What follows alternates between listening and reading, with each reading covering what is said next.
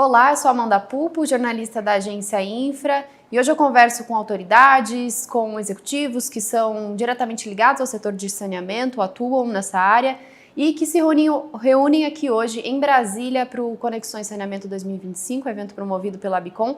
Eu tenho agora a honra e o prazer de conversar com o ministro Antônio Anastasia, que compõe aí o Tribunal de Contas da União, já foi governador, já foi senador, tem uma longa carreira e uma extensa trajetória no setor público. Agradeço pela conversa, ministro.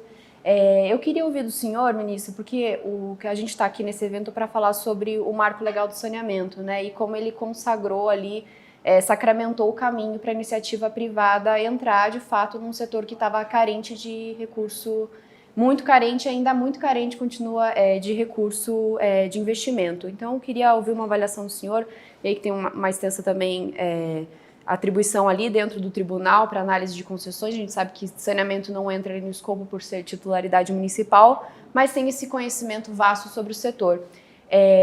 O ambiente que a gente tem hoje, ele é suficiente para gerar segurança para os investimentos privados estarem acontecendo à medida que estão, mas também para avançarem mais ainda, porque a gente tem uma necessidade muito grande de investimento, ministro? É verdade, muito bem. Amanda, meus cumprimentos à agência Infra por realizar também aqui o acompanhamento desse importante evento promovido pela Abicom. O tema do saneamento é um tema que é, vamos dizer assim, uma espinha no calcanhar do Brasil. Lamentavelmente, os indicadores, os dados são muito graves. Vimos há poucos instantes o senador Alan Rick mostrando os números do Acre. São assustadores e tristes para nós todos brasileiros. E, lamentavelmente, sabemos que a cada real investido em saneamento, R$5 são poupados na média para a saúde pública. Então, o saneamento torna-se uma urgência absoluta. E eu participei ainda como senador da votação do Marco Legal de Saneamento, permitindo a abertura desse segmento ao setor privado. Por que motivo?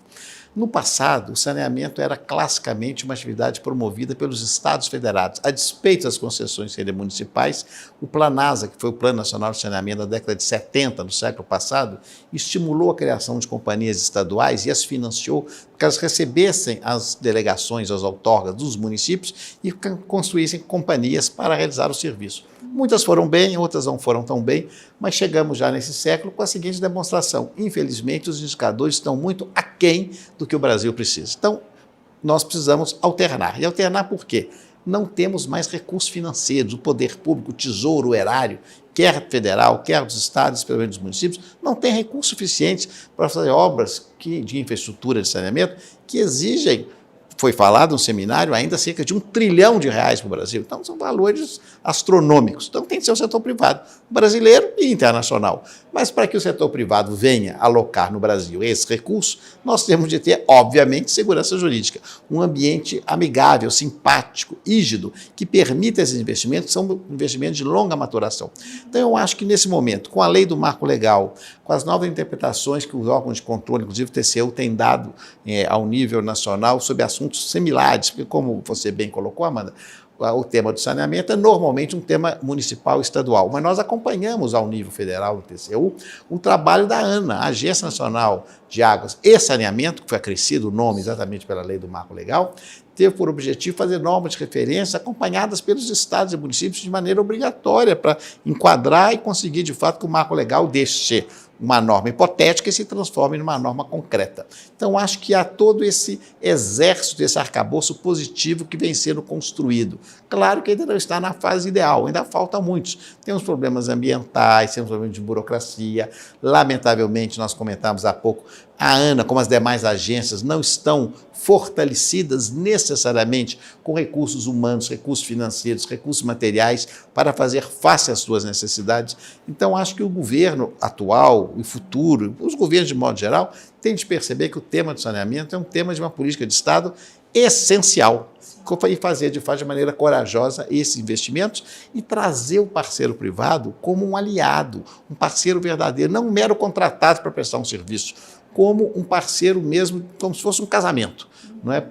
Prevendo futuro, prevendo filhos, prevendo netos, para que tenha uma vida harmônica, porque do contrário, se houver mútua desconfiança, não houver fidúcia, que é a ideia da confiança, é claro que nós vamos ter aí contratos muito conturbados. E no Brasil é essa tradição, infelizmente, que vem sendo revertida, mas ainda existe de muito receio por parte dos investidores. Mas eu sou otimista, acho que esse novo marco legal foi o ponto de virada em prol desses novos investimentos. Ele é recente, né, ministro? Então a gente pode ver um amadurecimento dele ao longo dos anos, assim como aconteceu em outros serviços, né, que passaram por esse processo também de concessão e que tiveram uma longa trajetória e que o saneamento pode acabar também se espelhando, aproveitando das experiências. Né? Eu acho que nesses 5 anos os resultados já são muito positivos. Nós temos vários exemplos positivos. Claro que não universalizamos ainda, claro que nem poderia, mas temos vários bons exemplos, especialmente nos estados, no primeiro momento do Centro-Sul e alguns do Nordeste. E é claro que as regiões que ainda têm mais dificuldade de infraestrutura, como o Norte, eventualmente vão ter um pouco mais de dificuldade,